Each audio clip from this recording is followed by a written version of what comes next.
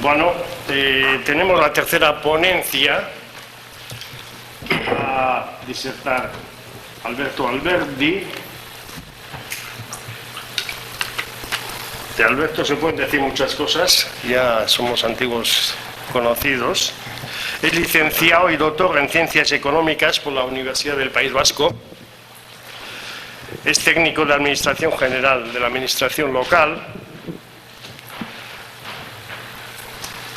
Ha trabajado como economista en el Gobierno vasco desde 1982, realizando trabajos en áreas de economía, hacienda y planificación.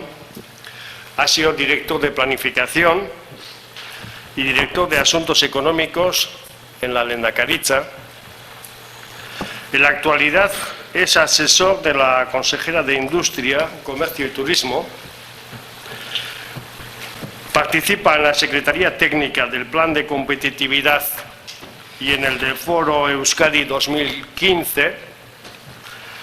Es miembro del Consejo de Administración de la Sociedad de Promoción y Reconversión Industrial y del Consejo de Administración del Instituto Vasco de Competitividad de la Universidad de Deusto.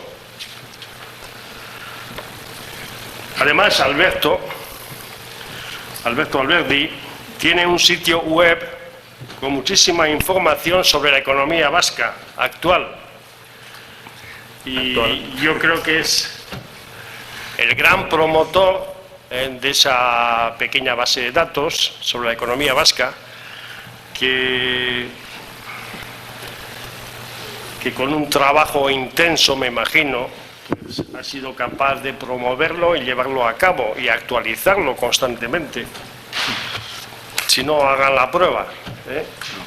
Economía vasca, pues yo creo que es la información más completa actualmente existente, recopilada en un sitio web, seguramente la encontrarán allí. Ha escrito Alberto Alberdi numerosos artículos sobre la economía vasca y sus derroteros,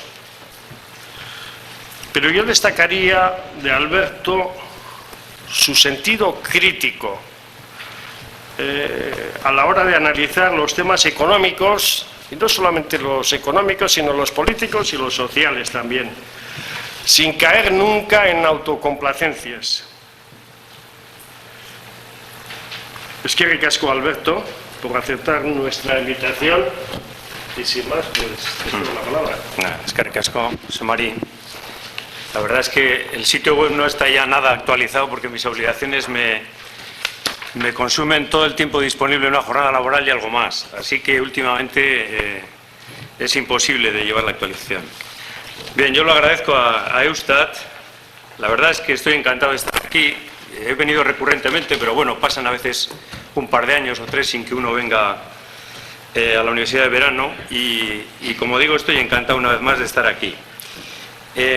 Yo creo que he respondido un poco al encargo que se me hizo, y de ahí el título de la ponencia, la posición competitiva de la economía vasca. A pesar de lo que ha comentado Jon Azúa, yo no quería hablar hoy tanto aquí de estrategia, aunque algo hablaremos de estrategia y de estrategia competitiva de país, sino, como dice el título, un poco de la posición.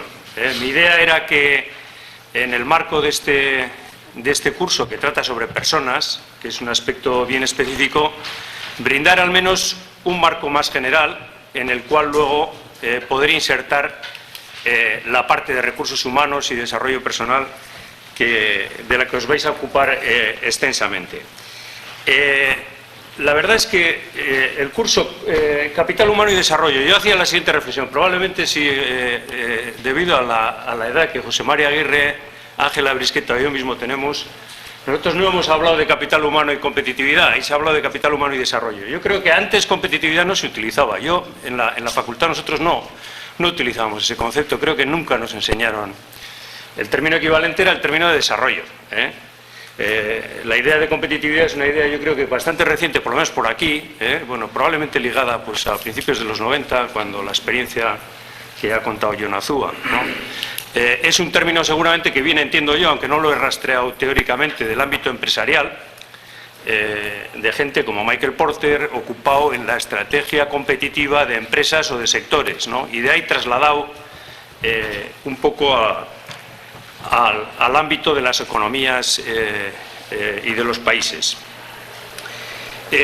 Sin embargo, bueno, lo que sí es claro es que el tema de competitividad hoy preocupa una enormidad, ¿no? Yo suelo empezar comentando un par de citas tomadas de un libro, The Wall is Flat, de Thomas Friedman. Este es un auténtico bestseller en el mundo, un libro extraordinario, por otra parte, aunque escrito por un periodista, un libro extraordinario sobre la globalización, y suelo comentar un par de citas. Una primera, nada menos que del primer ejecutivo de Walmart, que es la principal empresa del mundo en distribución, como sabéis, que dice: una de mis preocupaciones ante la salida de industrias del país es que llegará un día en que estaremos todos vendiéndonos hamburguesas unos a otros. Bueno, aquí estaba un poco la preocupación de los americanos por el problema de la desindustrialización del país y todo lo que esto va a suponer. Ese me parece que es una primera referencia interesante. Probablemente a lo largo de la charla volveremos de alguna manera sobre ella. Por cierto, en este libro, por muy internacional y famoso que sea, hay otra cita que a mí me gusta recoger, que es esta, ¿no? La gente de mi país no tiene ni idea de lo mucho que necesita cambiar si quiere conservar lo que tiene. El peligro para ellos es enorme, no se dan cuenta de lo rápido que todo esto está sucediendo. Bien, ¿de qué país estará hablando la cita esta? Bueno, pues esta es una cita de José Ugarte, que desde Wrocław en Polonia nos viene del grupo Fagor, ni más ni menos, trabajando allí, como sabéis, después de la adquisición en Brosamet de una planta de electrodomésticos. Bien, yo creo que como las advertencias son de suficiente calado, y yo creo que estas son gente en posiciones destacadas, se supone que deben tener buenas razones para decir lo que dicen, ¿no? Y especialmente me preocupa la segunda, viniendo de alguien del Grupo Mondragón, que como siempre son gente sensata y conocedora de cómo van las cosas en el mundo. La verdad es que con esas frases yo creo que nos invitan a pensar, y yo, mi misión hoy era un poco también invitar a pensar a todos vosotros, sobre todo, como decía, más bien dónde estamos en términos de competitividad como país, algo de en qué tipo de producciones somos competitivos, o dónde efectivamente radica nuestra competitividad, y en último lado dónde se sostiene nuestro nivel de vida y bienestar actual. Luego, sobre factores de competitividad, y sobre todo más pensando en factores de competitividad, en la idea de que puedan tener de factores que puedan regenerarse y recrearse permanentemente como fuente de competitividad, y de ahí un poco el tema del sistema de innovación y la capacidad de innovación como país. Y luego, finalmente, algún comentario o idea sobre futuro y algunas recomendaciones casi a modo de conclusión sobre lo que sería una estrategia competitiva de país. Para empezar la reflexión, me parecía importante tener alguna referencia teórica, aunque fuera mínima. No sé si en este punto suele ocurrir a veces que la diferente composición del auditorio, el lenguaje excesivamente económico complica las cosas. Espero que no sea así.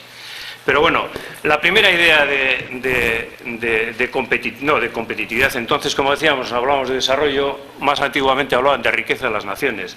La primera definición clarísima es de Adam Smith, que es, no en vano, el padre de la ciencia económica, que decía que la riqueza de las naciones depende de dos factores: de la pericia y destreza con la que se aplica el trabajo y de la proporción de los que se emplean en el mismo, ¿no? Sobre todo del primero de ellos. Bueno, yo creo que esa observación de Adam Smith creo que todavía es difícilmente superable, porque es de un sentido común y de una lógica aplastante. A partir de ahí, como digo, va cambiando el lenguaje. Yo he recogido una cita del año 87 de dos economistas de Berkeley, que son estos dos que figuran ahí, que son autores de un libro muy interesante, que era La industria importa en afirmativo, no en interrogativo, que es un libro que, fijaros en la fecha, 1987, hace ya 20 años los americanos estaban muy preocupados por el tema de la desindustrialización. En esto nos llevan pues, prácticamente esas 2 décadas de ventaja, un poco en lo que es la preocupación por los temas de la desindustrialización, y luego el análisis que el libro contiene y las conclusiones en el sentido de la importancia estratégica de la industria. Bueno, estos dos economistas definían competitividad es la cualidad de una economía de producir en condiciones de libre mercado bienes y servicios que superan la prueba de los mercados internacionales, elevando al mismo tiempo el nivel de vida de sus ciudadanos. Bien, esta es una definición, yo no sé si es original de ellos, pero en cualquier caso luego se ha repetido hasta la saciedad, se la puede encontrar uno probablemente sin citar las fuentes, pero se la encuentra prácticamente en todas partes. Finalmente, otro elemento, otro eslabón importante del cual se ha hablado mucho aquí a lo largo de esta mañana por parte de John Azúa sobre todo, que es la de Michael Porter, en otro libro importante, La ventaja competitiva de las naciones, ¿no?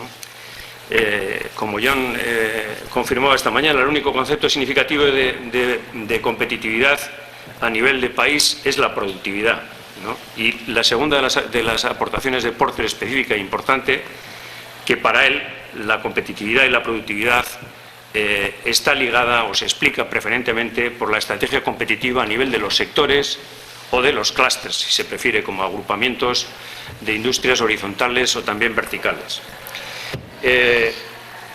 Yo creo que con estos elementos de reflexión tenemos ya una idea que, bueno, por otra parte, como digo, como ya a la mañana se ha reflexionado algo sobre las teorías de Porter, incluso hemos tenido oportunidad de ver el diamante de competitividad del propio Porter. Creo que este es el equipaje mínimo indispensable para entrar a pensar un poco en los datos concretos de lo que decía de la primera cuestión de cómo estamos como país.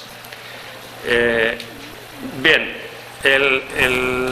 La posición de país está reflejada un poco ahí en ese cuadro, tanto en el nivel absoluto actual, en 2004, respecto a la Unión Europea 25 igual a 100, como se ve, pues disfrutamos de un nivel relativamente elevado en términos de la Unión Europea de PIB per cápita. Y sobre todo hemos hecho un progreso espectacular en los 10 años que ahí se reflejan en la serie, ¿no? Una evolución espectacular que ha supuesto aumentar 18 puntos en términos de índice sobre la Unión Europea en ese periodo. 18 puntos, en tanto que el progreso, por ejemplo, de España, que está ahí reflejado, que también es importante, pero ha sido de 10 puntos.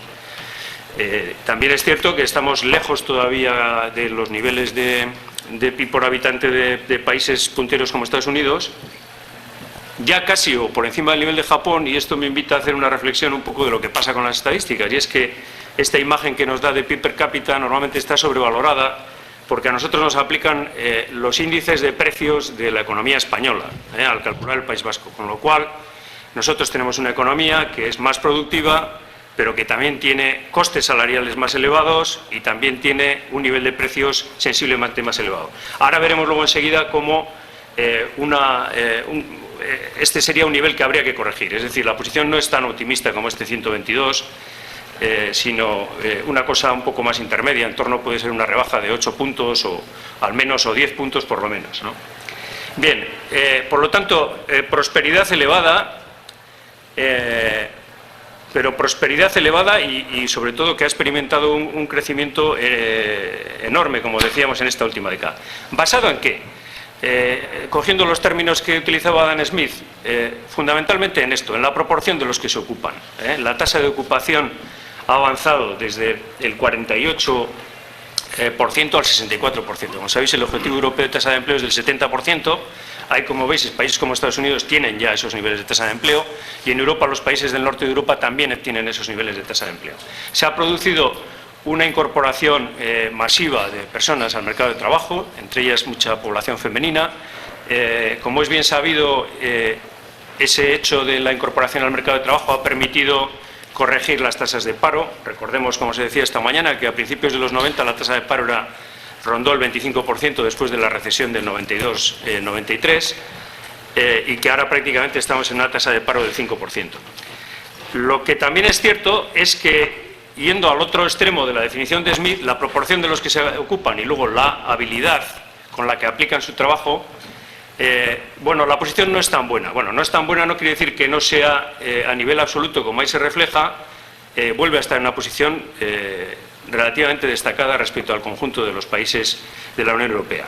Bien, es verdad, vuelvo a advertir que el tema de que al trabajar con esas estadísticas en paridad de poder de compra y al no aplicarnos un índice de precios específico de nuestra realidad, ahí también estamos sobrevalorados en lo que sería productividad. Habría que matizarlo lo mismo que lo matizamos en Producto Interior Bruto per cápita. Pero lo que sí está claro es que esa productividad no ha evolucionado tan positivamente como ha evolucionado la ocupación. Como ahí se refleja, prácticamente los niveles de productividad en términos de convergencia respecto a la Unión Europea 25-100 no solo no hemos convergido, no solo no hemos mejorado relativamente respecto de ellos, sino que incluso hemos perdido ligerísimamente posiciones. Por lo tanto, el periodo que estamos analizando de la última década es un periodo donde nuestro progreso ha sido porque ha habido el suficiente dinamismo empresarial para crear empleo y atraer nuevas personas al mercado de trabajo, con una intensa, como decía también, participación nueva especialmente de población femenina en el mercado de trabajo, pero no tanto porque hayamos hecho unos grandes progresos en materia de productividad, que, como veíamos, es la clave auténtica de la competitividad. La verdad es que este balance es bueno, es muy positivo, incluso aunque la productividad no haya sido algo extraordinario en su evolución. ¿Por qué? Porque mantener más o menos en términos relativos los niveles de productividad y al mismo tiempo crecer en ocupación, bueno, no deja de ser un logro importante. Un logro importante sobre todo para hacer frente a los problemas que teníamos en esa década, que, como decíamos, era un problema de desempleo.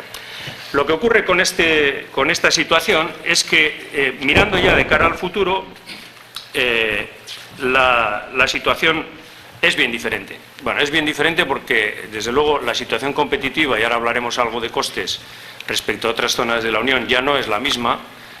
Estamos hablando de un periodo donde nosotros accedíamos a la Unión Europea en una situación ventajosa de costes, y ahora nos enfrentamos a una ampliación donde la ventaja la tienen otros terceros países. Y luego, sobre todo, es una estrategia que tampoco sería una estrategia válida pensando a futuro, porque este país es un país muy limitado en espacio y en condiciones, y puede albergar lo que puede albergar. Yo creo que como estrategia de país nosotros no... una cosa es que se alcancen tasas significativas de participación en el mercado de trabajo, tasa de empleo como el objetivo del 70%, pero desde luego no como estrategia de país un criterio fundamental el de crecer extensivamente, porque eso pues supondría, por otra parte, también dosis mucho mayores de inmigración de las que ya disponemos. Quiero decir, la estrategia como país, por una pura configuración física y de otro tipo, tiene que ser una estrategia cualitativa, ¿no?, de competir a través de productividad. De ahí un poco el giro y el cambio de modelo y de orientación que deberíamos perseguir al futuro. Al futuro ya no estamos tanto pensando en un problema de desempleo, sino estamos pensando en un problema de productividad para vivir mejor y para defendernos o tratar de sobrevivir en un mundo en donde los demás también están haciendo mejoras sustanciales. El cambio de modelo ese viene un poco sugerido por lo que ahí se refleja en términos de costes laborales, ¿no? En términos de costes laborales, en el gráfico principal están representados los datos de España, pero España, como vemos, tenía una posición competitiva ventajosa respecto a ese núcleo principal de los países de la Unión Europea. De ahí también el que nosotros, durante todo este periodo de consolidación del mercado interior, de creación de la Unión Monetaria, hayamos disfrutado de una posición beneficiosa que nos ha permitido crecer extensivamente y crear empleo. Aquí hay dos cosas. Una, primera, que como en el recuadro pequeñito se trata de apuntar los costes laborales nuestros, a juzgar por la encuesta de costes laborales, están sustancialmente por encima de los españoles, ¿no?, en torno a un 20% según la encuesta de coste laboral, por lo que el dato nuestro pues sería algo más parecido al de Italia, que está junto al de España, que al dato español. Como ahí claramente se aprecia, la situación de costes frente a antes el acceso a un club donde nosotros teníamos una ventaja relativa en costes laborales, ahora hay todo ese furgón de cola de la adhesión, con países con costes muy bajos, con costes laborales muy bajos, que, como se ve por término medio en la tercera barra, están en el entorno a 5 euros por hora trabajada. Hay una relación respecto a España de 1 a 3. Este es un tema que se vio claramente en la última decisión de Opel de Zaragoza, que precisamente manejaba estos esquemas de coste respecto a una alternativa de implantación en el este de Europa. Al final se decidió por la implantación aquí, lo cual quiere decir también que una cosa son los costes laborales y otra cosa son las ventajas. Sobre eso comentaremos ampliamente también. Como digo, un poco todos los elementos del esquema nos llevan a que nuestra estrategia a futuro tiene que ser una estrategia distinta, por necesidad de competir con el nuevo escenario de países de la adhesión, y también por vocación de país, en un sentido de tratar de lograr más eficiencia y productividad, más que crecer extensivamente, incorporando nuevas personas al mercado de trabajo. Bueno, yo sobre este gráfico se suele decir, normalmente digo esto porque en las reuniones de contraste del plan de competitividad, que lo hemos tenido oportunidad de debatir con sindicatos y con, bueno, sindicatos, patronales, fuerzas políticas y todo, muchas veces se vuelve a insistir, no, hombre, los costes laborales hay que considerarlos en relación con la productividad. Ahora lo vamos a ver y los vamos a comparar también, ¿no? Porque la cosa es sistémica. Pero hay que tener en cuenta una cosa que es muy, yo creo que intuitivamente, además todo el mundo nos damos cuenta de que es así. Es verdad que los niveles de productividad como conjunto de economía nuestros son superiores, pero es verdad también que hay países con bajos costes laborales que son capaces no de tener una productividad como conjunto de país o como sistema social, pero sí para actividades concretas, una productividad que se puede aproximar a la que nosotros tenemos, ¿no? Pensar, por ejemplo, en el ejemplo de la República Checa, en el sector de automoción, donde está viviendo un auténtico boom, ¿no?, de instalación de factorías allí. De tal manera que lo que eso quiere decir es que estos países, algunos de estos países, son capaces de aprender muy rápidamente y, lógicamente, si los demás aprenden muy rápidamente, eso nos obliga a nosotros, en unos términos, a aprender a una velocidad similar si no queremos que ocupen nuestro lugar.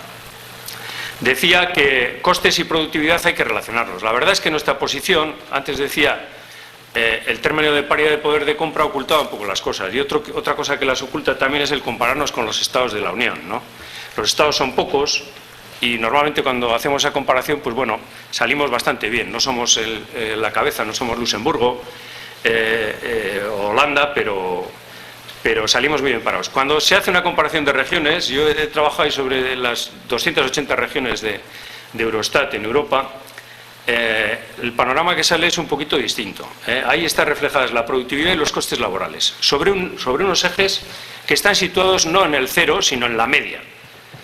Como veis, Euskadi está posicionado ahí en ese punto que he destacado en verde, con una productividad un poquito por encima de la media, algo por encima de la media. Esto está en términos corrientes de euros, ¿no?, tanto en costes como en productividad, y con unos costes laborales también un poquito por encima de la media.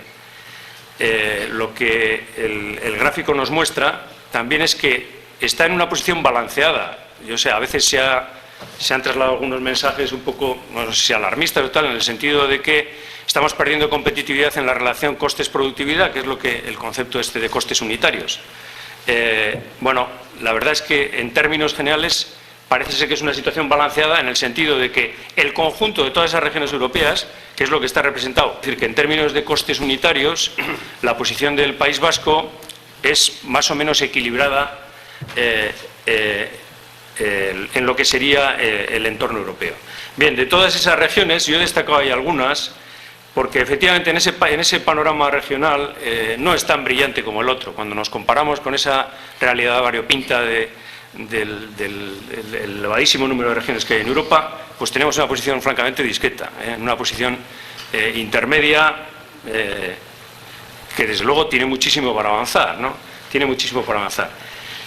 Lógicamente, cuanto antes decía de los procesos de aprendizaje, ahí hay países que se van a desplazar rápidamente hacia la derecha, porque tienen normalmente condiciones, porque tienen una población trabajadora bien formada, como es el caso de algunos países del este de Europa, y que van a ser capaces de desplazarse hacia el este, hacia la derecha en términos de superiores niveles de productividad. Bien, es verdad también que lo que ocurre en las economías capitalistas es que cuando la productividad crece y el nivel de vida de las sociedades crece y uno se desplaza en el eje hacia la derecha, también aumentan los costes laborales, en términos más o menos proporcionales. Como sabe, esto es la refutación de una de las más famosas predicciones de Marx, ¿no?, del comportamiento salarial, de manera que al final, en términos de distribución de la renta, se mantiene más o menos estable, como refleja ese agrupamiento de todas las regiones en torno a un eje, a esa línea recta balanceada. Bueno, por lo tanto, vuelvo a insistir en la misma idea, ¿no? La idea de que estamos en una posición intermedia, tenemos muchísimo que aprender y lógicamente también vamos a soportar la presión de los que vienen detrás y que tienen capacidad de aprender y que van a ser capaces de incrementar la productividad rápidamente. Este es un poco el retrato de nuestra posición. Antes de ir a ver cómo conseguimos nosotros esa posición, en qué somos competitivos, qué es lo que comerciamos, bueno, yo ahí apuntaba algunas ideas que igual no voy a tratar en extenso porque quizá es un tema más para economistas, ¿no? Pero la idea ya lo he sugerido antes bueno, primero ventaja comparativa, ventaja absoluta. Esta es la vieja idea de Adam Smith frente a Ricardo, ¿no? La idea de que yo puedo ser más eficiente que escribiendo a máquina que mi secretaria, pero no me compensará escribir los trabajos a máquina, sino que yo me concentraré en otra labor de producción que tenga más valor añadido, ¿no? Esa es la idea. Puedo tener ventaja absoluta en las dos tareas, pero me concentro en una, la ventaja comparativa. Este es el aporte de Ricardo, que tranquilizaba a todo el mundo, porque parece decir, este no es un mundo tan darwiniano, parece que hay un medio de vida para todos. Bien, lo que esa idea oculta es que está hecha bajo un supuesto, y es el supuesto en las economías, lo mismo que en mi caso personal, que depende del tiempo que tengas disponible. Si hay recursos humanos abundantísimos, un país puede producirlo todo, ¿no? Y este es un poco, ahora súbitamente nos damos cuenta de eso cuando vemos el caso de China como ejemplo paradigmático, ¿no?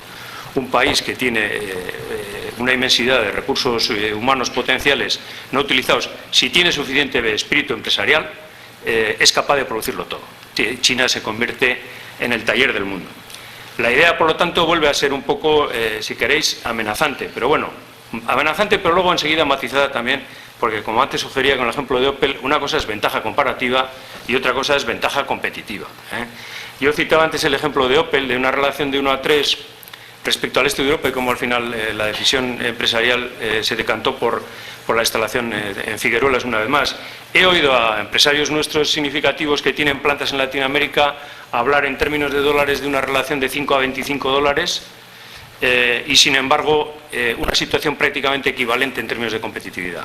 Ahí está un poco la idea también de que hay una competitividad país y no solo una competitividad basada en costes laborales. El mundo, como digo, no es tan darwiniano porque, como veíamos hoy a la mañana, el tema de la ventaja competitiva es una cuestión sistémica, es al conjunto del sistema social también el que compite, ¿no? En el ejemplo de las representaciones gráficas del diamante de la competitividad de Porter, veíamos cómo había condiciones de demanda, condiciones de los factores, condiciones de las industrias proveedoras de la propia industria en términos de integración vertical, rivalidad, estrategia de las empresas, un conjunto de factores que determinaban todo. Además, que yo apunto ahí con la idea de fragmentación, el mundo se está complicando vertiginosamente respecto a la manera de producir anteriormente. Hoy en día las producciones se están fragmentando en infinidad de piezas muy distintas, de tal manera que emergen nuevas posibilidades para cualquiera que se pueda especializar en partes muy concretas de la producción. Hay un dato que es tremendamente revelador de esto, y es el hecho de que en la industria automovilística, en Japón, el valor añadido de las industrias del automóvil es el 18%, mientras que las europeas americanas son del 43 o 44%. Eso quiere decir que la manera de producir que tienen ellos es una manera completamente desintegrada de la mayor parte de todo el proceso productivo en pequeñas partes. Lógicamente, se entiende que ahí están consiguiendo ahorros en costes en esa forma de trocear la producción y luego porque los costes, por ahorro de costes en la producción especializada de segmentos y tareas muy concretas de la producción, y porque las tecnologías de la información y la moderna concepción de la gestión de las cadenas del valor y la logística están permitiendo ese tipo de empresa, con unos riesgos también notables, como esta semana creo, o la semana pasada, el The Economist se ocupaba de este aspecto de la logística y los riesgos que entraña este lean manufacturing, esa producción tan ajustada, ¿no? Pero bueno, en general un poco la idea es que el mundo es muy complejo, que la ventaja competitiva es más que tener una ventaja en costes, que las producciones se fragmentan mucho, que se puede uno especializar en tareas concretas, que partes de esa producción pueden tener alto valor añadido y a veces incluso lo que ocurre en el sector del automóvil, de la automoción, que es muy importante para nosotros, como luego veremos. Como decía, que se puede incluso ganar dinero haciendo partes pequeñas de la producción, lo que no se gana con el proceso conjunto. Por ejemplo, las industrias del automóvil apenas ganan dinero. Creo que de todas ellas no hay más que una o dos que tienen una rentabilidad y tampoco algo deslumbrante, ¿eh? Mientras que otros fabricantes de componentes de automoción pueden obtener buenos resultados. Bien, el mundo ahí ponía un ejemplo de Dell, la fábrica de ordenadores, como un ejemplo de fragmentación y de cadenas de suministro. Pero lo dejo ahí un poco como apuntada esa idea. Bien, ¿en qué somos competitivos? Bueno, primero habría que decir es que por lo menos no tenemos una posición exterior comprometida en términos comerciales, lo cual ya quiere decir algo, ¿eh? Esto no es el caso de todo el mundo, como bien sabemos, ¿no? La economía española creo que se está estrenando en estos momentos con unas cifras de déficit exterior de 2 dígitos, el 10% del Producto Interior Bruto, por encima de Estados Unidos. Nosotros hemos mantenido un equilibrio en la posición exterior, un equilibrio alternando un poco nuestro balance frente al resto del Estado y frente al exterior. Se ha ido generando un excedente frente a los países, al comercio internacional, al tiempo que se generaba un déficit, pero en conjunto, como digo, una situación de modelo equilibrado. Recordar antes en las definiciones o en las ideas de competitividad que proponían Zisman y los economistas de Berkeley, decían la capacidad de mantener una posición en los mercados exteriores y al mismo tiempo elevar el nivel de vida. El sector exterior, lo dice Porter también recurrentemente, es un termómetro y una medida importantísima de la competitividad de un país. Bien, ahí están nuestros datos de comercio no energético, que como se ve se mantiene un saldo positivo, en este caso frente a países internacionales, ¿no? Lo que sería comercio internacional. Bien, una posición equilibrada. Lo que había que preguntarse también es si nuestro crecimiento ese de exportaciones y esa tendencia que veíamos es acorde con las oportunidades que hay en el mundo actual. A mí este gráfico, después de haber revisado un poco los datos, me ha parecido tremendamente sugerente de lo que hoy se está fraguando en el mundo, ¿no? Digo esto porque, bueno, primero el balance de la economía vasca, es decir, poniendo el mismo valor 100 al dato de 1995, y viendo cómo han ido las exportaciones de las diferentes áreas para comprobar quién está pitando realmente, quién está conquistando mercados, quién está mostrando más dinamismo exterior. Y vemos que nuestro balance es positivo porque tenemos una tendencia de crecimiento del comercio por encima del crecimiento mundial, tenemos una tendencia de crecimiento por encima del comercio europeo, y luego añade otras cosas de que a mí me parecen especialmente llamativas, es cómo la cosa cambia radicalmente precisamente a partir del año 95. Yo cuando antes empezaba con esas citas de El mundo es plano de Thomas Friedman y esta convulsión y preocupación que hay sobre la globalización, algo parece que ha cambiado el mundo en los últimos años, ¿no? El despegue de China es algo formidable, ¿no? en términos de exportaciones, y al mismo tiempo que el despegue de China, el declive de Estados Unidos todavía más pronunciado que el que ya preocupaba a estos economistas en el año 87, 20 años atrás.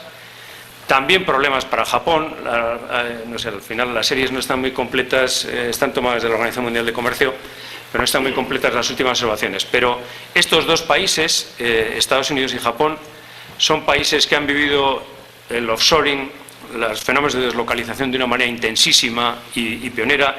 Los japoneses han sido los primeros que se han deslocalizado a todos los países del este de Asia. De hecho, todo el resurgir, primero de los tigres y luego de todo el sudeste asiático, incluido finalmente también el de China, no se explica sin la expansión japonesa en términos productivos.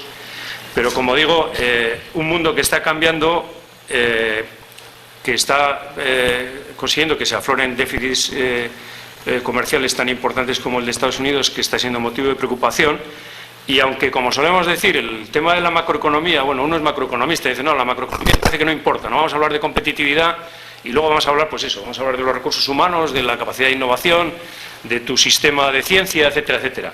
Pero ojo con la macroeconomía, porque la macroeconomía no importa, pero cuando importa, lo importa todo, Y no sé si dentro de poco no vamos a tener que ver movimientos en ese sentido, ¿no? Quiero decir, ahora mismo está en discusión todo, ¿no? La política de tipos de interés, las cotizaciones del euro y el dólar, etcétera, etcétera. Bien, de momento estamos en una situación de tranquilidad, así que nos preocupamos de los factores estructurales de la competitividad. Bien, por decir algo más de cuál es el reflejo de nuestra ventaja competitiva, que como dicen Porter específicamente, la primera fotografía que no la tienes mirando en qué tienes ventaja en el comercio exterior, qué eres capaz de vender en el exterior. Ahí tenemos las principales exportaciones del País Vasco. Como veis, el hecho de que hable a menudo del tema de automoción no es una cuestión baladí, ¿no? Las dos primeras rúbricas son vehículos de motor, piezas y accesorios para vehículos de motor, en fin, y hay más, ¿no? Casi un 20% del 80% que representa esa lista que está ahí de exportaciones. Ahí tenemos una parte importantísima en el sector de automoción. En general, de esa clasificación de lo que es reflejo de nuestra ventaja competitiva, lo que nosotros vendemos con éxito en el mundo y que nos permite disfrutar de un nivel de vida elevado, como digo, está todo el tema de automoción, tanto montaje como componentes, y luego todo el conglomerado del hierro y el acero, con todo tipo de transformados que van desde tubos, productos metálicos, herramientas, ferretería y tal. Luego están máquinas, todo tipo de máquinas mecánicas, maquinaria herramienta, que como es conocido es un sector relevante, y otra maquinaria diversa. Y luego finalmente hay otros polos que ya no tienen tanto que ver con la parte metálica y mecánica, que tienen que ver pues con algunos otros polos de competitividad como el del caucho, electrodomésticos, papel, material ferroviario o construcción aeronáutica. Bien, antes decía a la mañana John Azúa, y es verdad, y esa es una idea tomada de Porter, que no hay sectores buenos y malos, en el sentido de que se puede conseguir altos niveles de productividad y tener una ventaja competitiva en sectores tradicionales. Es decir, hay países, la gente piensa a veces un poco idílicamente respecto a los países del norte, pero los daneses tienen un sector del mueble muy importante porque tienen una gran capacidad de diseño, o los suecos tienen todo un conglomerado del papel y también de mobiliario, que como es conocido luego nos venden aquí a través de su expansión internacional de empresas como IKEA.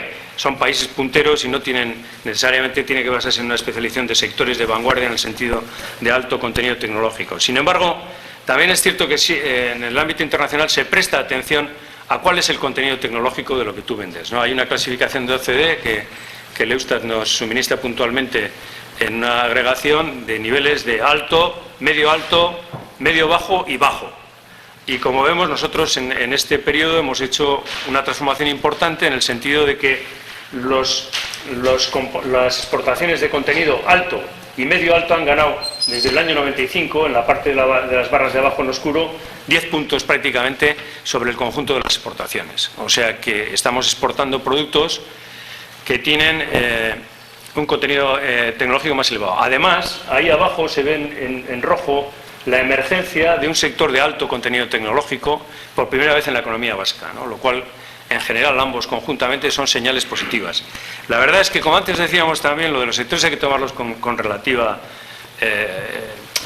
tienen la importancia que tienen. Digo esto porque en el sector de alta tecnología están incluidas la farmacia, las construcciones aeronáuticas, el material electrónico...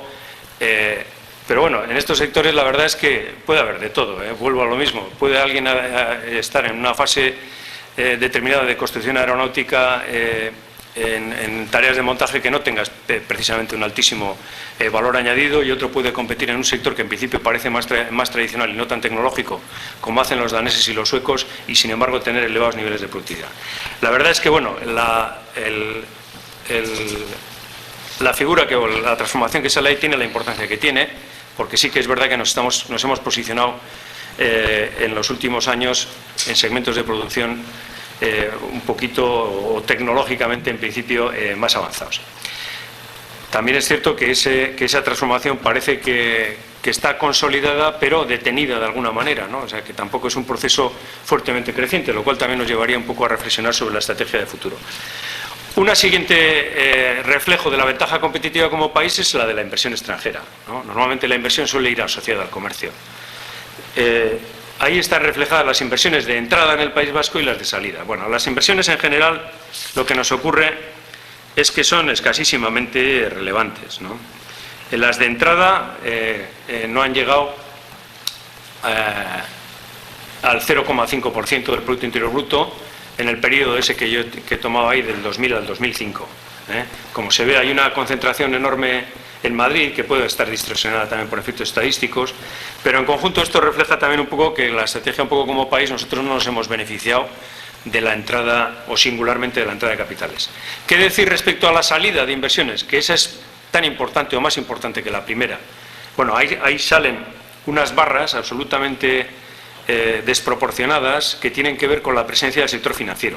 En nuestro caso, como vemos, tenemos unas inversiones al exterior de casi el 7, el 8% del Producto Interior Bruto en ese periodo, que se deben a inversiones financieras propiciadas por la sede de bancos en el País Vasco. Lo mismo que la de Cantabria se debe a la sede del Banco Santander en su territorio. Más interesante que esa foto total, que como digo, no es tanto, es ver en el detalle de los sectores qué es lo que estamos invirtiendo en el exterior, porque ese sí que es un reflejo de nuestra ventaja competitiva. Quitando el tema financiero de los bancos, en ese periodo, ahora estamos hablando de una década, 1996-2005, ha habido 2.000 millones de euros de inversión, inversiones vascas en el exterior, de carácter productivo, es decir, descontadas aquellas que tienen que ver con toma de posición en valores o inversiones de carácter financiero o de participación. Las de carácter productivo son 2.000 millones de euros, que es una cifra que yo entiendo que es importante y que, como vemos, se concentra en metalurgia, vehículos, componentes, productos metálicos, maquinaria, caucho, en fin, vuelven a reproducirse un poco los mismos sectores en los que teníamos ventaja competitiva. Este es un elemento importantísimo de cara al futuro, porque se ve claramente que no solo teníamos unas fortalezas que estaban manifestadas en nuestra composición de exportaciones, sino que estamos consolidando a partir de esos sectores una red internacional con presencia e implantaciones productivas en el mundo. Con presencia e implantaciones que, como se ve ahí, bueno, empiezan a ser importantes, ¿no? Ahí hay un reflejo de lo que podríamos llamar nuestras pequeñas multinacionales en el mundo. Tenemos 70 grupos empresariales en el mundo con unos datos de facturación que se reflejan ahí y de empleos que, bueno, representan muchísimo respecto al conjunto del país. De esos 70 grupos industriales empresariales, 14 de ellos son de MCC, tienen 600 filiales en el mundo, 200 implantaciones productivas en el exterior. Son las empresas que hacen la mayor parte de la investigación y desarrollo en el propio País Vasco, aparte de tener una participación en el empleo muy importante. Son grupos que tienen altos niveles de productividad cuando se les analiza individualmente a las empresas. Como digo, están conectados con las redes de producción globales y luego tienen una capacidad tractora enorme respecto a las empresas y las pymes del conjunto del País Vasco. Como veíamos, este es un fenómeno, por otra parte, que es un fenómeno reciente. Cuando antes veíamos las inversiones en el exterior, esos 2.000 millones de euros en inversiones productivas en sectores, es un fenómeno de los 90 prácticamente. O sea que como país o como economía hemos desplegado prácticamente en la última década toda nuestra presencia en el exterior. Bien, este sería un poco el retrato de algo de dónde estamos en competitividad. Somos muy poco competitivos, en qué cosas nos permiten competir en el mundo, algo de un poco de cómo estamos compitiendo en términos de estrategia, de implantación y de presencia en el mundo. Ahora corresponde interrogarse un poco sobre los factores de competitividad, ¿no? Y en ese diagnóstico y por capacidad de síntesis, en el plan de competitividad que próximamente verá la luz después de la aprobación con el Gobierno, se ha utilizado un indicador europeo de innovación, que es un indicador exhaustivo de medida de la capacidad de innovación del país a través de 26 indicadores parciales agrupados en esos 5 vectores que ahí aparecen. Unos vectores que, leídos en el sentido de las agujas del reloj de derecha a izquierda, nos dan un poco las capacidades en cuanto a preparación de las personas, infraestructuras tecnológicas, centros, luego el espíritu innovador y empresarial, y luego al final las aplicaciones prácticas y su registro a través de la propiedad industrial. Ese sería un poco el conjunto. Como ya se ve en ese indicador de síntesis, se refleja en oscuro en el centro la posición europea, en el radar, en azul la posición de Euskadi, y por lo tanto se ven las fortalezas o debilidades respecto a la posición europea, y luego el máximo en valores, ¿no? Digamos el benchmarking de referencia mejor en el ámbito europeo. Bien, ahí hay un primer apunte claro, que parece que en cuanto a lo que son capacidades tanto de personas como de acervo e infraestructuras tecnológicas estamos bien, pero cuando ya se trata de llevar eso al espíritu empresarial, la cosa empieza a flaquear un poco, que sería que el vértice ya estamos por debajo de la Unión Europea, 15, Y no digamos ya cuando se trata de aplicaciones. A la mañana hemos visto varios flashes de estadísticas de esfuerzo innovador o actividad innovadora de las empresas que también nos reflejaban esa dificultad de innovar. Bueno, el indicador, como digo, se analiza en cada uno de ellos ahora a su vez, motores de la innovación. Vemos que estamos relativamente bien en titulados superiores en ciencia y tecnología, en población con educación superior, incluso en las tecnologías de banda ancha. Fallamos estrepitosamente en participación en formación permanente. Quizás ese sea el aspecto más destacado. Yo recuerdo que desde la conferencia de Porter en Bilbao aquella llamó la atención sobre este hecho y eso es algo que, bueno, sigue sin abordarse. A la mañana creo que ha sido Iñaki Azúa el que ha puesto también un gráfico donde aparecía la población ocupada por estatus de cualificación. Esta no solo es una debilidad en el sentido de que tenemos una población ocupada con bajas cualificaciones laborales muy numerosa, sino que además tenemos un desastre absoluto en el sistema de formación, como todo el mundo sabe, ¿no? Que está enquistado institucionalmente por una situación deplorable. En conjunto, como decíamos, el balance en este era relativamente bueno. También es bueno en lo que sería creación de conocimiento, es decir, el gasto, el esfuerzo en I+D, principalmente. El gasto público aparece débil. Bueno, aquí las estadísticas nuestras siempre tienen una especificidad y es que los centros tecnológicos se conceptúan como sector privado, lo cual hace que nuestras cifras de la parte de esfuerzo privado parecen elevadas, siendo así que no lo son tanto, y al mismo tiempo las públicas son débiles. Lo que pasa es que el esfuerzo público desde las administraciones vascas se ha centrado en financiación y potenciación de la oferta tecnológica de los centros y eso crea esa pequeña distorsión. La carencia básica que tiene por otra parte nuestro sistema de innovación es la debilidad de la parte de ciencia y la investigación universitaria, que ese es otro de los elementos que justifica la debilidad del gasto público. Bueno, estos eran un poco los elementos en que estamos mejor. En innovación y espíritu empresarial la cosa ya no iba tan bien por falta de cooperación y bueno, hay contrastes, ¿no? Es un poco una situación de luces y sombras. Yo creo que tenemos unas buenas infraestructuras para la innovación, pero quizá los resultados no son tan buenos. En aplicación del conocimiento es donde los problemas ya parecen clarísimos, ¿no? No hay, en la economía vasca no hay productos nuevos para el mercado y ni siquiera hay debilidad también, como veis en los dos ejes de abajo, en ventas de productos nuevos para la empresa, ¿no? Ya digo, novedades absolutas, innovaciones radicales lanzadas al mercado, sino productos que la empresa, que no siendo nuevos para la competencia o para el ámbito internacional, son nuevos para la empresa.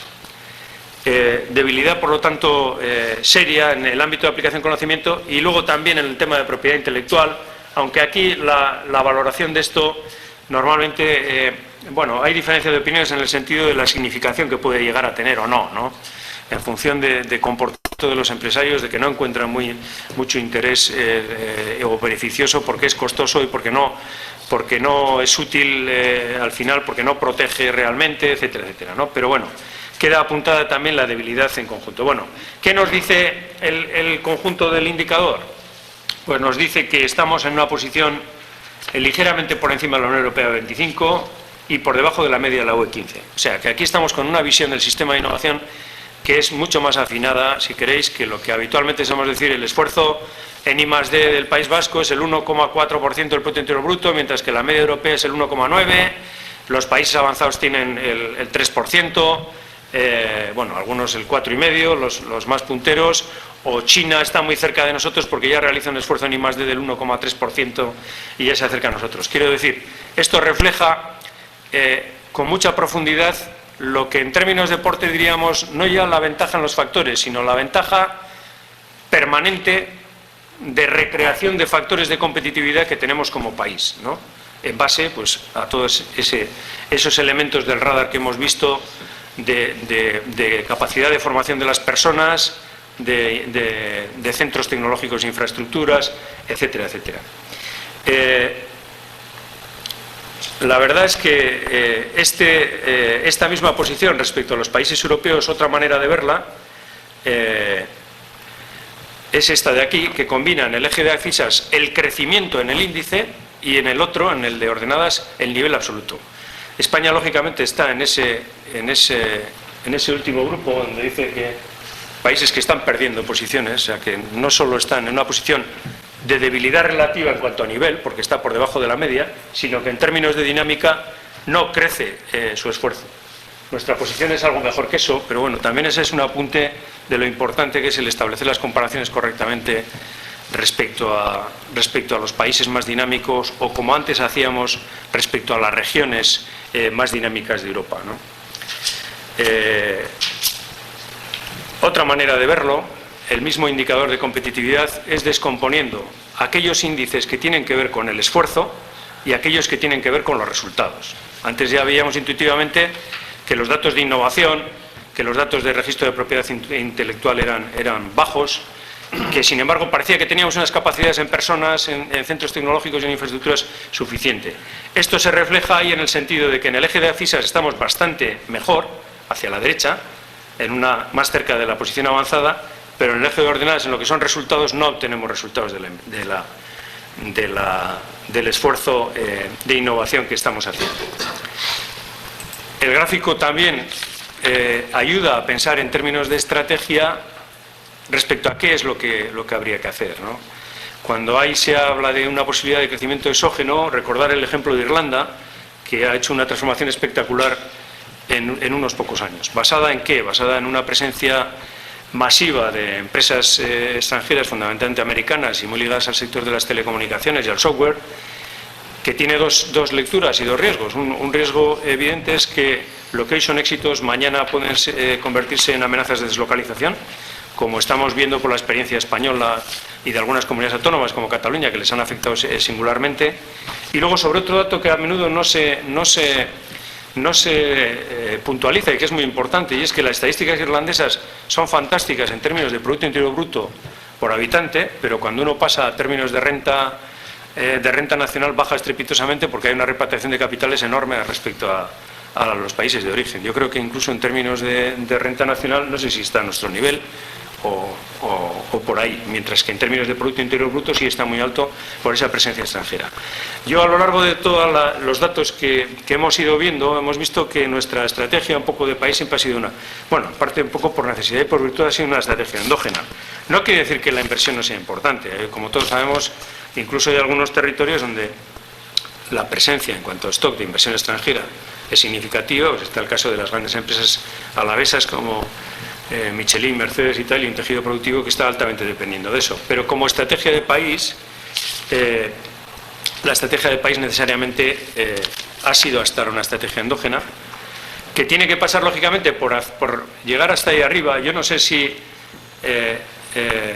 la verdad es que este gráfico recuerda muchísimo a este otro que veíamos de la relación de productividad y de esto. Al final hay un eje de desarrollo donde las regiones o las naciones que tienen altos niveles de productividad, porque a su vez tienen altas capacidades de innovación, realizan esfuerzo y obtienen resultados de la innovación.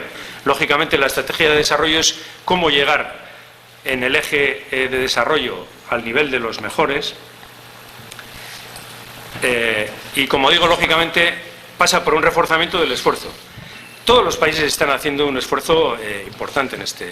Yo el otro día me encontré, por ejemplo, con la sorpresa, porque aquí quizá el más cercano es el anuncio del gobierno de la Administración Central, ¿no?, y de Zapatero, de un esfuerzo del 25% de crecimiento de los recursos destinados a la I+D del 25%, pero en el Reino Unido creo que están manejando una cifra del 20%, e incluso países tan adelantados y con sectores de tan alta, con una presencia enorme del sector farmacéutico, por ejemplo, como es Suiza, también se están planteando un crecimiento del esfuerzo presupuestario por encima del ordinario de en torno a 6 puntos porcentuales. Quiero decir que todo el mundo es consciente un poco de esa estrategia de que el aprendizaje de los eventuales competidores está siendo muy rápido y de que hay que desarrollar capacidades de innovación poniendo recursos importantes al servicio de esa estrategia y sobre todo consiguiendo resultados, ¿no?, que es la debilidad fundamental de nuestro sistema, que es la parte de arriba. O sea, debemos ir hacia la derecha, pero debemos escalar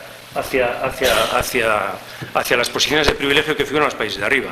Ni que decir tiene que aquellos países que están arriba, como Dinamarca o Suecia, son los países que pueden permitirse altos costes laborales y un nivel de vida elevado. Sobre las cosas que hay que hacer, bueno, pues más o menos, yo como decía, no me he centrado tanto en la estrategia, aunque algunas recomendaciones generales, ¿no? Pero bueno, ya hemos comentado debilidades de nuestro sistema de innovación, que no se traducen en resultados, que no está orientado a resultados, que muchas veces la propia oferta tecnológica, donde tenemos una capacidad muy grande con los centros tecnológicos, está un poco movida por una reproducción de su propia actividad sin una orientación clara a resultados. Tenemos una universidad con unos niveles de investigación muy deficientes, entre otras cosas porque hace falta un compromiso nuevo de aportación de recursos al sistema. Tenemos una debilidad de interconexión entre todos los agentes del sistema, porque al final la empresa es la que innova, pero la empresa innova basándose en que está en un contexto social y en un sistema social que le ayuda en ese proceso de innovación. En fin, yo creo que tenemos una asignatura pendiente incluso de institucionalización del sistema de innovación, con figuras que todavía que tienen que emerger y que no están. Por ejemplo, articular la propia investigación universitaria, que está paralizada porque nunca se ha producido un traspaso de la investigación que está centralizada en el Consejo Superior de Investigaciones Científicas, pero que a lo mejor no llega a producirse nunca, ¿no? Esto ya no sabemos lo que va a ocurrir. Esa es un poco la estrategia del país. Yo no sé si hay... Bueno, por supuesto tenemos un problema de masa crítica, de concentración de esfuerzos. Sabéis que hay un proceso de consolidación de nuestra propia oferta tecnológica. Ahora hay 2 plataformas en las que están agrupados los centros tecnológicos.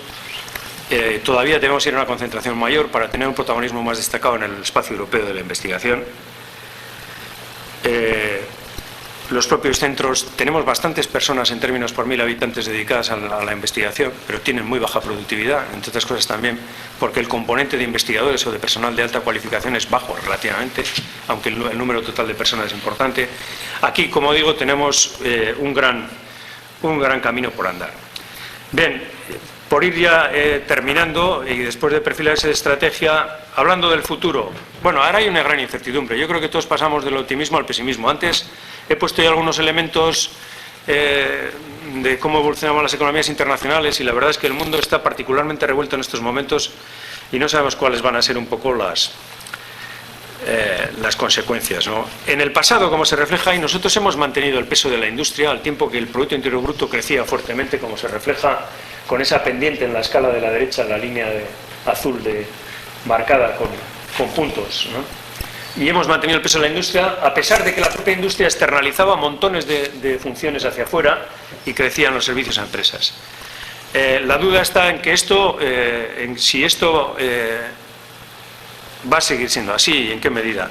Y antes he citado el libro de estos economistas de Berkeley, que me parece una reflexión muy interesante, ¿no? Al final, la conclusión de estos era que la industria importa.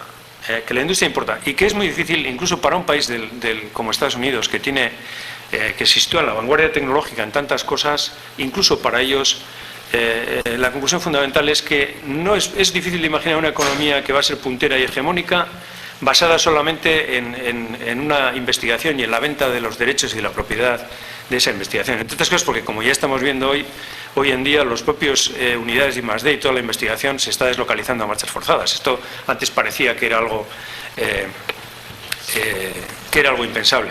Ni que decir tiene de una especialización como la nuestra, en la cual la I+D y la innovación está muy ligada a proceso, y al estar muy ligada a proceso sigue muy de cerca la propia actividad de fabricación. Es muy difícil pensar que vas a tener una I+D aquí y al mismo tiempo vas a tener todas las plantas diseminadas por el este de Europa o por Asia sin que allí hagan actividades de I+D. Entonces, yo creo que en los objetivos generales del plan de competitividad se ha dado mucha importancia al tema de la industria como objetivo estratégico, entre otras cosas porque también la industria es capaz de conseguir mayores niveles de productividad. Como vemos ahí de las cifras recientes de comportamiento, pues hombre, algún elemento de reflexión sí que hay al menos, ¿no? Yo digo, una recuperación industrial sin empleo. Estamos en una recuperación industrial clara, sin embargo, en la línea azul, como se ve, el empleo de la industria no está acompañando esa recuperación industrial. Lógicamente eso se debe en parte al protagonismo del sector energético en la recuperación reciente, que es un sector intensivo en capital y que no se traduce en empleo. Y bueno, es un objetivo que veremos un poco cuál es la evolución. También es cierto que la ocupación suele reaccionar con retardo a la recuperación de la actividad industrial, porque primero uno ocupa intensivamente todas las personas que tiene. Estamos hablando además de personas empleadas, no de horas trabajadas, ¿no? Pero bueno, ahí hay una inquietud relativa al futuro. Lo que esto quiere decir, en todo caso, yo decía que el tema de mantener el peso industrial es un tema fundamental, un objetivo estratégico. Va a ser un tema difícil, va a ser difícil mantener el peso de la industria, va a ser difícil no mantener el peso relativo del empleo. Yo me conformaría con que fuera el objetivo de mantener los niveles de empleo industrial que tenemos, porque el sector va a tener crecimientos superiores de productividad, ya lo está empezando a demostrar.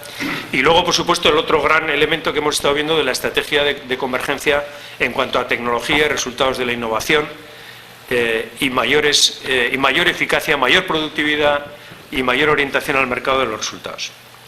Bueno, por ir resumiendo conclusiones, la transformación de la economía vasca yo creo que ha sido espectacular en la última década en términos de crecimiento. Yo creo que esto no nos damos cuenta a veces, pero creo que ha cambiado cantidad de pautas de comportamiento hasta de las personas. Por ejemplo, un tema que a mí me preocupa mucho, el de la movilidad. Creo que sin el espectacular aumento de renta que hemos disfrutado la última década no andaríamos con la alegría que andamos circulando entre las capitales con el coche propio para ir a trabajar, ¿no? Sin embargo, decía, nuestra posición en el ámbito internacional es intermedia. Tampoco nos vamos a creer que somos el centro del mundo, porque veíamos en aquel panorama regional cómo hay docenas y docenas de regiones en la Europa de los 25 que han demostrado que están bastante por delante de nosotros, ¿no? Que han demostrado que están ahí, que tienen altos niveles de vida, que tienen esa capacidad de regenerar y de crear constantemente conocimiento, y no solo de, como decía Jon Azúa esta mañana, de disfrutar de ventajas heredadas del pasado, ¿no? Que al final pues tienen fecha de caducidad. También es verdad que tenemos muchos por detrás, tenemos muchos por detrás, y muchos de ellos tienen una capacidad para aprender enorme. Bueno, esto no es ningún descubrimiento, ¿no? Y tienen una ventaja en costes. Bueno, países, la República Checa se pone como ejemplo paradigmático pues porque tiene esa capacidad, esas personas, y yo creo que como sistema social. Pero también hay países, ni que decir, tienen en Asia con una capacidad impresionante basada en los recursos humanos para mejorar. Los costes y la eficiencia no se pueden olvidar. En este sentido, bueno, cuando uno discute sobre estrategia competitiva, aquí siempre hay dos visiones, ¿no? Claro, la sindical y la patronal. Los costes, si van acompasados en esa recta balanceada que decíamos de la relación de productividad-costes, no tendría que ser mayor problema, ¿no? Incluso alguien dirá que a veces los costes pueden ser un incentivo para innovar, y una estrategia defensiva que fuera solo en costes, al final nos llevaría a la parálisis y a la falta de incentivos a la creación de conocimiento. Quizá aquí pues lo interesante sea una posición relativamente equilibrada. Aunque parece, como digo, que los desequilibrios en costes de todo lo que hemos visto no son especialmente significativos como para poner el acento principal del problema de la economía vasca en un tema de costes. Dicho esto, también es cierto que en la información coyuntural más reciente hay un relativo incremento de costes, también ligado con los niveles de precios, etcétera, que si se consolida y se hace permanente pudiera merecer atención. Como decíamos, la economía vasca debe encarar el reto de la innovación. Las capacidades de innovar no están solo en la empresa, están en la empresa desde luego, pero también están en la sociedad, ¿no? La idea de que la competitividad es sistémica y es social, y el sistema es muy importante, ¿no? El plan de competitividad se ha llamado Plan de Competitividad Empresarial e Innovación Social. El aspecto social es enormemente importante.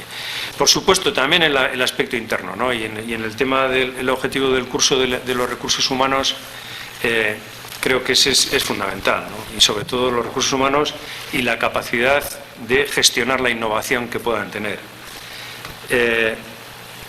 Aunque no me he ocupado de los temas de internacionalización y de dimensión empresarial en extenso, las empresas seguirán proyectándose hacia el exterior. Es absolutamente necesario.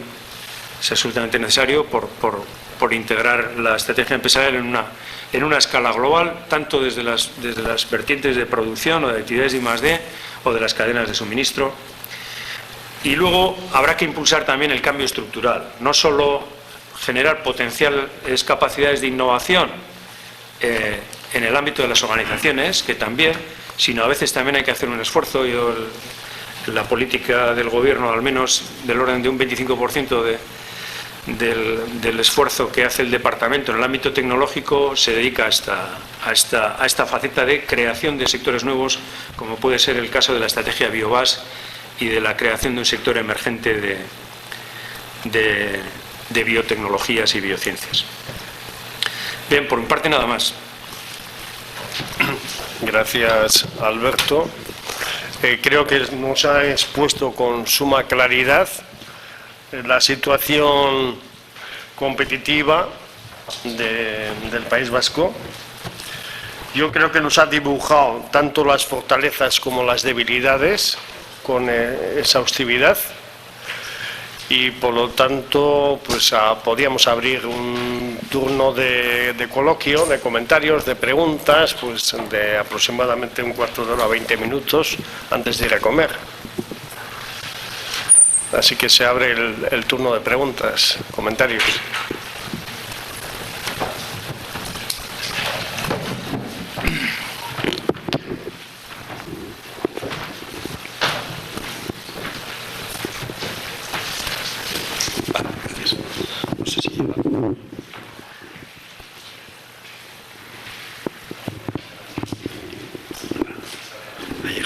Bien, en principio agradecer la brillante exposición, que ha sido muy clara y además muy documentada en cuanto a gráficos y demás. Y yo haría dos preguntas. La primera sería, dentro de las ventajas competitivas de Euskadi, ¿cuál crees que es en el DAFO la fortaleza principal y la debilidad principal como país? Y la segunda, ¿qué estamos haciendo para mejorar el emprendizaje?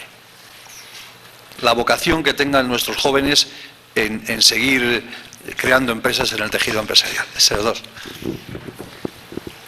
Yo no sé si estoy en condiciones de responder. La primera me parece para nota. Somos muy capaces de hacer Ahí está Javi Larraya, con el cual el otro día estaba discutiendo precisamente un DAFO del sistema de innovación. Somos muy capaces de hacer un repertorio de fortalezas y debilidades, pero quedarse con una es relativamente, bueno, no relativamente, muy difícil, ¿no? Muy difícil. Yo creo que como fortaleza lo que nos ha traído a donde estamos, ¿no? Lo que nos ha traído a donde estamos. Yo creo que a la mañana se refería John a la situación de país pequeño y esa capacidad de articulación junto con presencia institucional, con capacidad de actuar. Eso ha sido un elemento importante, pero otro podría destacar, probablemente viniendo del ámbito empresarial, la existencia de una tradición industrial y un saber hacer que reemerge después de una situación de crisis, porque donde hubo, el que tuvo, retuvo, ¿no?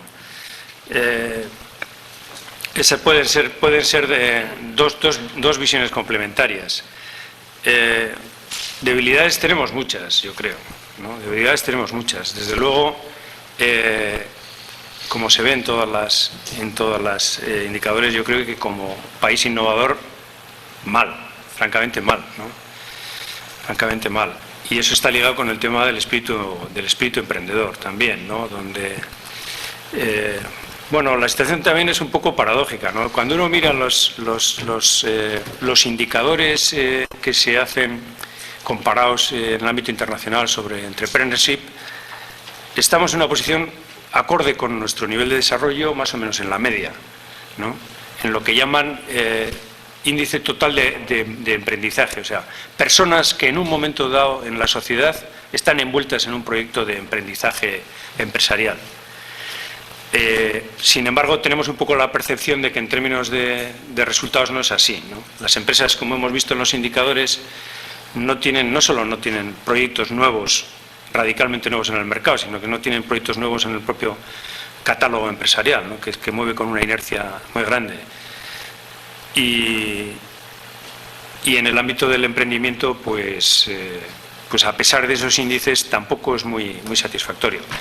A pesar también de que los estudios y los análisis en profundidad dicen que el sistema de apoyo que tenemos a la actividad emprendedora es bastante potente, ¿eh? Es decir, hay uno de los viceconsejeros del departamento suele decir que tenemos más incubadoras que huevos, ¿no? Y la verdad es que hay un montón, hay una red de soporte de los centros de empresas de innovación y de actividades de incubadoras y de todo tipo que es muy potente. Pero, bueno, los resultados no están siendo... Y quizá una cosa que a mí me preocupa respecto a esa actividad emprendedora, antes me refería a la política de creación de sectores, de propiciar el cambio estructural y de crear sectores nuevos, ¿no? Es que quizá nuestro país no ha aprovechado comparativamente o al nivel de otros esa ventana de oportunidad que supone un cambio tecnológico como el de las tecnologías de la información y la comunicación para emerger algunas grandes empresas señeras, ¿no? Es decir, bueno, antes decíamos que no hay sectores buenos y malos y vemos que el complejo metalmecánico todavía sigue siendo lo nuestro, a pesar de que ha cambiado una barbaridad, porque si hubiéramos visto los datos de 1980, entonces el monocultivo en el ámbito metalmecánico era abrumador, no era importante. Pero, salvo excepciones que están cuando uno mira pues casos como el de Panda Software, ¿no? Si hubiera habido esa oportunidad de aprovechar a través de una red de emprendedores y de una actividad más dinámica de la gente, esas ventanas de oportunidad que se presentan cuando hay un cambio tecnológico acelerado, como el que ha ocurrido en estos años, y yo creo que no lo hemos aprovechado suficientemente, teniendo por otra parte una población formada, ¿no? En general, y con niveles de cualificación, como veíamos también, yo creo que en ciencia, en tecnología, en ingenierías, incluso en ingeniería informática.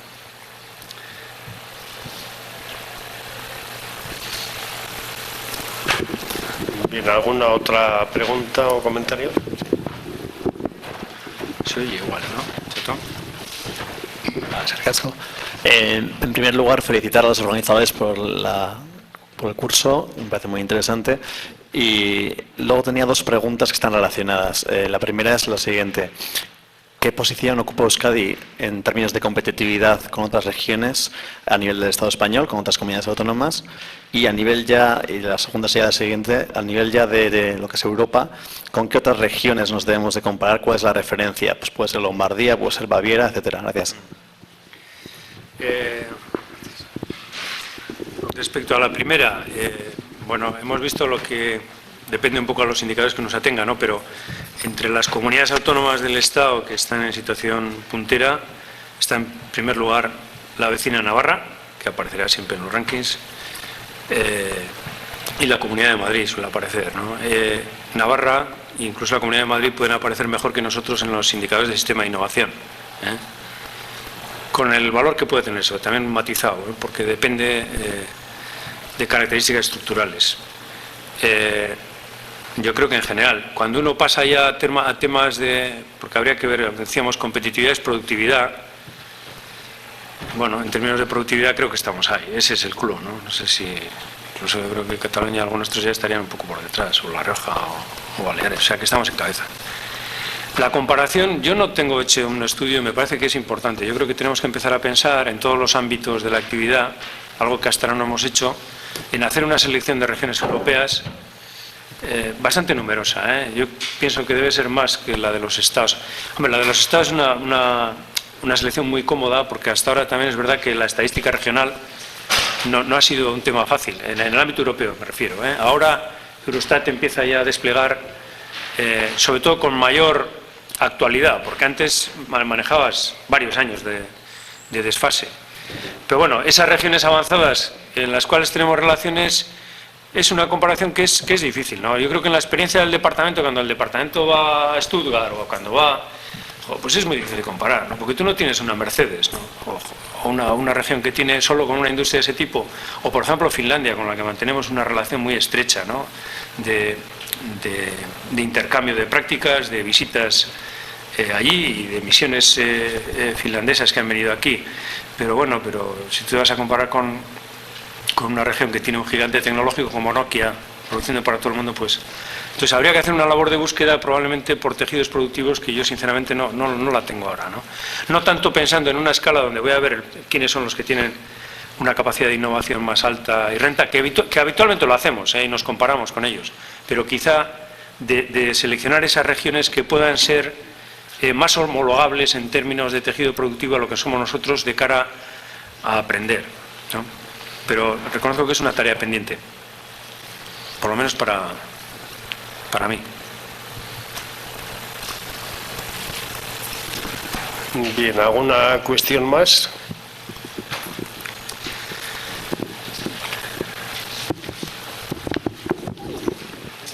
Si no hay ninguna otra cuestión, ningún comentario, pues acabemos aquí.